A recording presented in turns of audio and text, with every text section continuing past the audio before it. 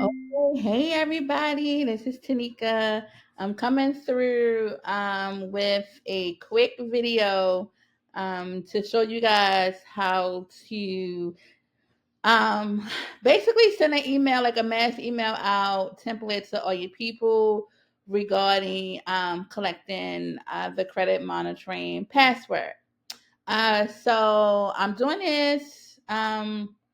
Because I know I put up just a regular post yesterday, asking people like, hey, if you're busy, if you want me to just go in and like set up automations for you, which is more long term and more hands off, I could do that. But for folks who don't, or for whatever reason may not want like a full blown automation series about regarding this, and just want to do like a one off quick email, this is what I'm going to show you in this video. Okay, so as you know, I am the SpeedFast Queen. I love the SpeedFast. That is my kind of go to software. I'm in someone's account that agreed to let me kind of walk through this process. I'm using their account, okay, because they do use my free score now. They are just starting out. This is a new account, but I'm going to show you how to do it, okay? So, full disclosure, I did do a little pre work prior to starting this video. However, I am going to, in the comments below this video, you will see that I'm going to share the source code. All right, I'm going to share the source code with you. So all you have to do is copy that source code over here in your settings, which I'm going to show you how to do. Just copy that source code and hit save, and you'll have the same setup. Okay. So what I'm going to show you guys how to do is do a quick email. So this is nothing in your AutoFox. It's not an automation. This is a quick email that you can e-blast to all of your clients, any event, if you ever have to do like a password reset, whether it's something going on with My Free Score Now, or maybe your people just changed the password and it's time to update them and you can't get in, you can then manually go in and then trigger this, okay? But notice how I keep saying manually, right? So it's a benefit to having long-term automations kind of set up in your system, because then you don't have to manually keep triggering different things as different events happen as you are processing files. You can literally do everything right here in your system. All right. So you will see just 3 minutes ago, I threw this in my girl account. I called it My Free Score Now Password Reset. Okay. So pretty much it's just a quick email template. This is actually was already a standard Dispute Fox email template, and I just repurposed it for the going need. Okay, so you'll see here, and I don't have my mouse set up, y'all. So this is like so ghetto. It'd be so annoying sometimes because I be trying to like scroll so people can see stuff. Okay, so you'll see here like password reset requests. You can kind of play around with it. So for security purposes, we are updating our system to protect your privacy. Please follow the steps below to update your credit monitoring password in our system. So step one, click the link below to change your credit monitoring password. If you are using My Free Score Now, that should already be linked in your settings as your linked in your settings in your Dispute Fox account. If it is, when they click on this button, it will automatically take them to My Free Score Now, to where they'll be prompted to upload their not upload, y'all. I'm sorry, to change their credit their credit password. All right.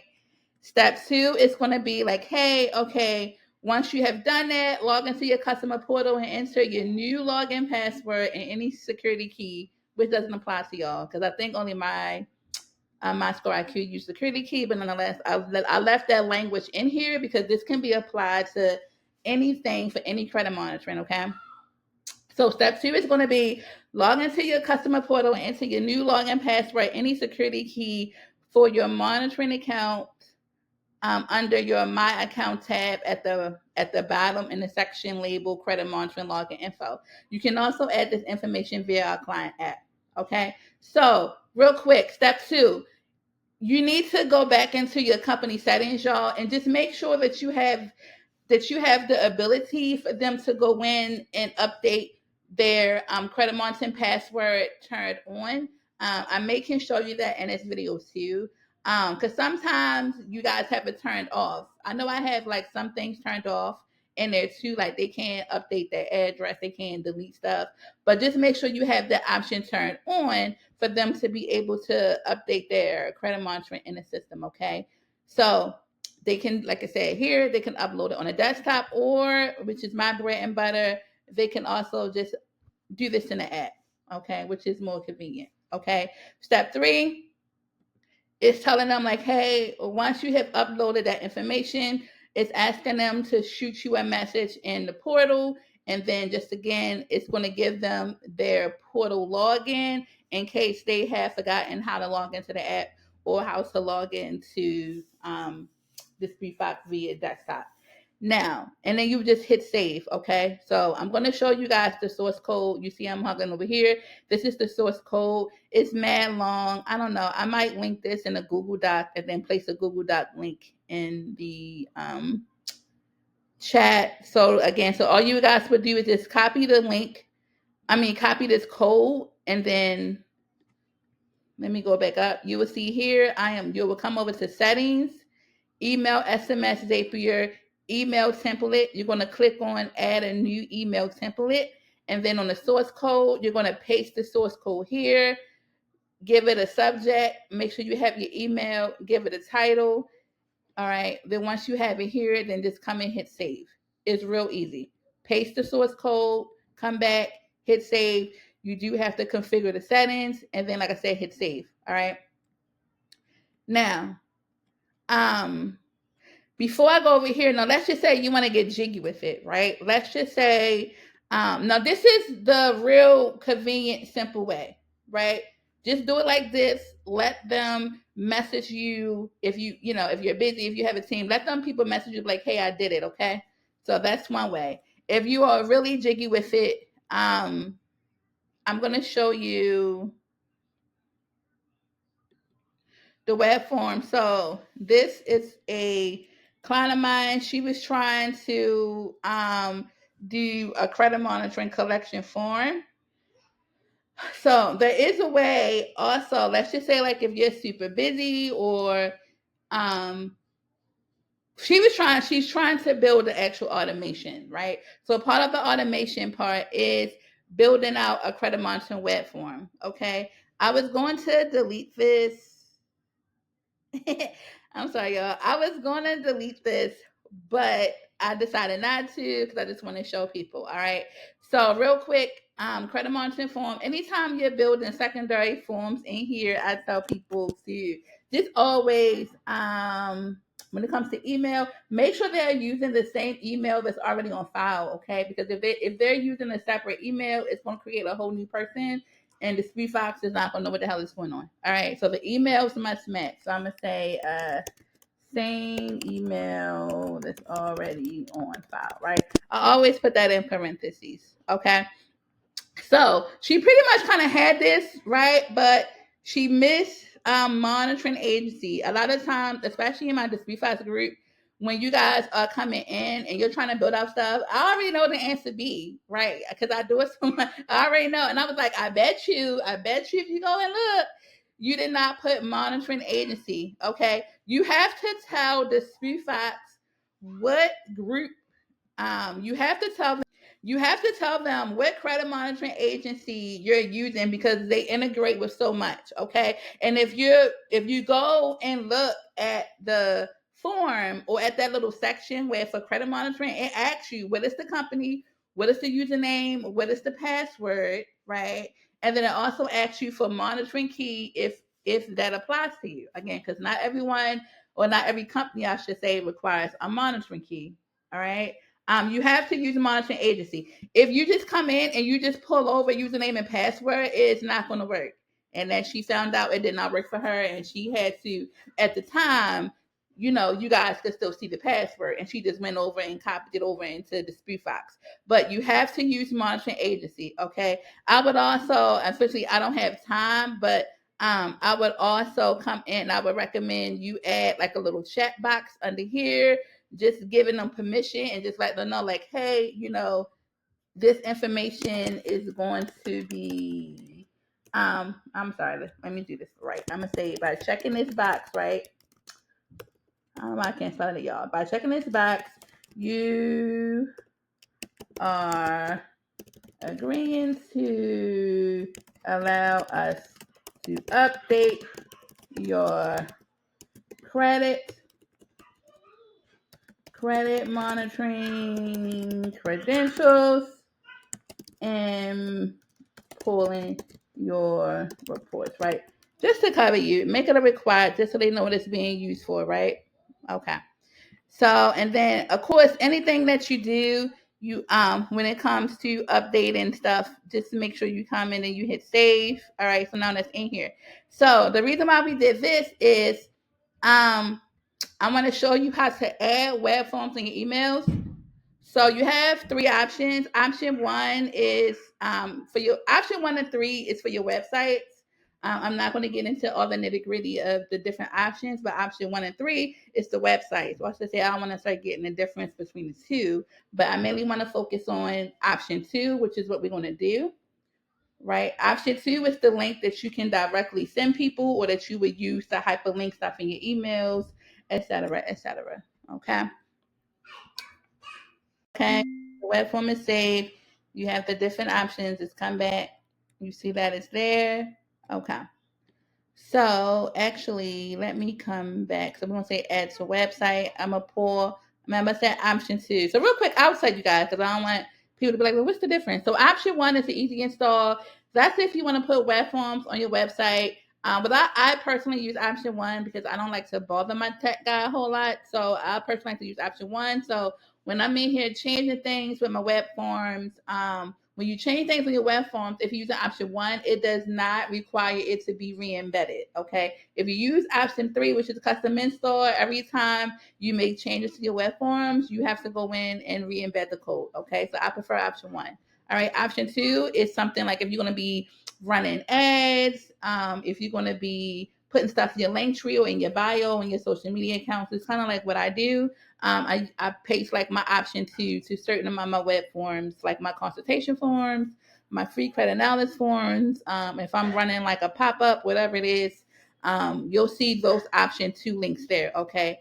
Um, Same thing for people who use go high level, or I think I had people come to me who are using fan bases and they're trying to figure out how to get people over from fan bases to here. It's always going to be option 2. Okay, bring your option 2, get them people to sign up, or my new personal favorite, the 3Fox on new TCR link. All right, get that in there. It's not perfect, but it's damn near perfect, and it's working. And I like the fact that I don't have to be manually doing people credit audits. They can download it themselves. All right, which saves up some time because I am busy. All right, so bam, got that right. So now let's just say if you want to get real funky, come back over here to this email you just created for your password reset. Um, because I ain't gonna hold you. You may have some people who are hard headed who, let's just say, they didn't download your client app, right? And they looking at this like, I'm not fitting to go log into no desktop. Okay, you do have the ability to say, for example, you can create that web form, hyperlink it, and tell them like, hey, if you're not going to, you know, if you're not going to download download the app or log in to send me a new thing, then hey, at least fill out this web form, um, to let to update your password or something, right? And then like maybe reply to this email or something. So so maybe so you could put it here. You could probably put it here. I don't know. I'm just thinking off the cuff, right? So let me know that you added your login. I'm gonna say you can also complete this form, and you also complete this. Okay, you can also complete this form to update your information. So now I'm getting a little bit into the automation side, right? Because I don't want to go too long. I don't want to make the video too long, right? But what you can do, and what I do for people who have this automation set up, is you guys saw I just built out the password reset form. You then can go in and go into your AutoFox and build out an automation that will alert you, whoever your disputer is, outsource or whoever. I don't know who you people using, but you can go into AutoFox and create an automation for when that form is submitted. It will send a task or email or whatever to whoever's processing your files to let them know that, hey, they have updated their stuff. Okay. So I'm not going to give you step-by-step playbook on that, but you can go into AutoFox and you can make the start trigger be that web form. Okay. This is free sauce. All right. Make the start trigger be that web form, and then build out an automation to alert you and your team when they submit that form. Okay. And if you guys hear my kids in the background, y'all know it's winter break. They are driving me crazy the last 2 weeks. I'm so sorry, y'all. All right, so real quick, you also can complete this form to update your information in our system, right? So remember, I already pulled it, so I'm gonna come in. I'm going to then, hyperlink it, right? And then hit and save, right? Save. Okay, so that is in there. All right. So I'm now going to show you how to make this as an e-blast. Okay. Okay, so now we're over on the client home screen and we're going to do a quick email. So you can see this is a fairly new person, new to this VFox system. So they don't have that many clients. So I don't have to filter out as much, right? So I say that to say, like, if you are someone who has like a larger company, you can come over and filter. All right. Now, unfortunately, the filtering can get a little bit tricky if you are doing like more than 1,000. As you can see, you can only do quick emails up to 1,000. And it's no use to building this out as an automation because you can build this out in AutoFox, what I just showed you. But again, that also gets a little bit more tricky, and that I would only recommend that for like people who are really good with AutoFoxes, right? But again, 1,000 is what you can have. Okay. Um, if you need to do more than 1,000, you would just probably have to do them in batches if you have larger accounts. Okay. Um, all right. So for this person, the default is 30. So we can come in and we can do that. Selecting all of her people, right? You can see, even though it's blurred out to protect her people's privacy, you can see the blue checks are there. Then we're going to come over and we're going to do the quick email. I'm going to go and I'm going to select the template that I just built out, which is this one. All right. And then you can see it's going to be here, right? I don't know why that just keeps not wanting to save. Just come in, double check everything. You can see I did leave the form there. Again, even though this form isn't connected to any automations or whatever, again, it's just another way to click, to get people to send you that info if they're not going to like log into their account to do it. Okay. All right, and then it looks good. I did tell her I was going to send this, so she already told her clients to disregard this.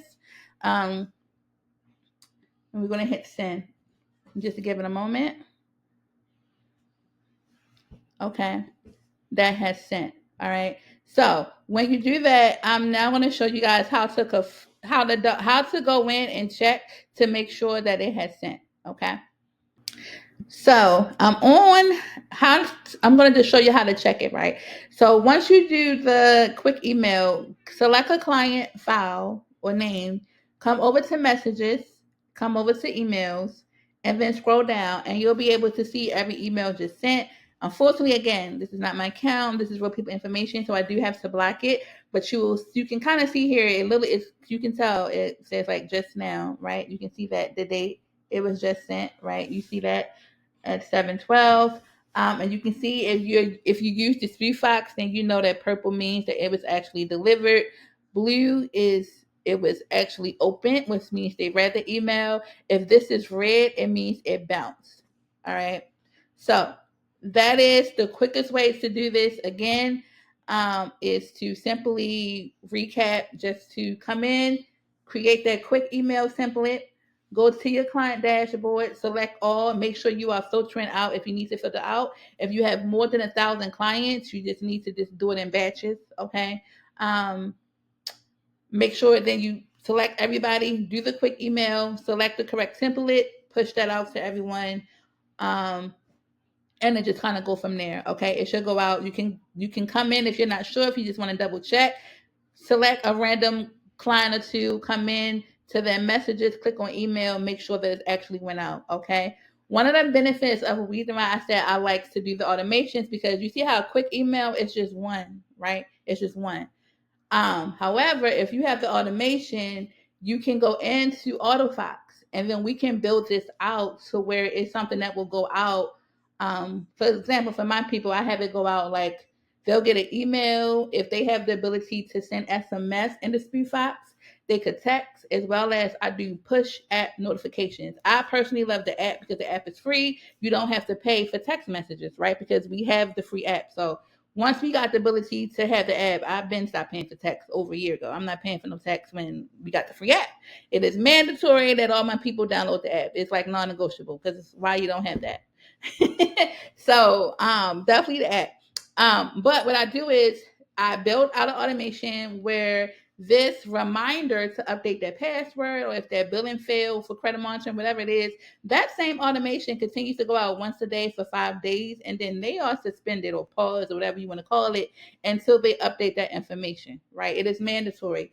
They get the notifications once a day for 5 days. That includes the email. They get a text message and the app. And again, the app is push notifications to their phone. All right. Once they update it, it's automatically, using my web form or whatever is in my communications. It automatically converts them back to an active client, takes them out of suspended status once it's updated in the system. And then, whoever is assigned to their account will be alerted like, hey, they have updated their account, or they paid their invoice, go ahead and finish processing their file, whatever the case may be. So again, it gets a little convoluted, like I said, but you do have the ability, if you are good with automations and you feel comfortable with going in there and fooling around with AutoFox, you guys can do all of your client management and the software. It's not, I mean, I know some people do, but it's not necessarily, I'm just like, I don't know, I'm just of the no need to overcomplicate things if I don't have to. And one thing the SpeedFox, in my opinion, does do well is client management. So whether it's credit monitoring, whether it's billing, whether it's task reminders of certain things that you want done with the different rounds, whatever it is, you can, it's, if there's a will, there's a way. A lot of times people hit me up and they ask me like, "Hey, can we do this? Can we do that?" And if we can't do it in the speech, I let you know, like, you know what? No, we can't. But that's a good idea. Tell Dirk to put that in there. You know what I mean? So, yeah. But let me know in the comments if you guys like the video. I try to keep it short and sweet and basic and not too complex.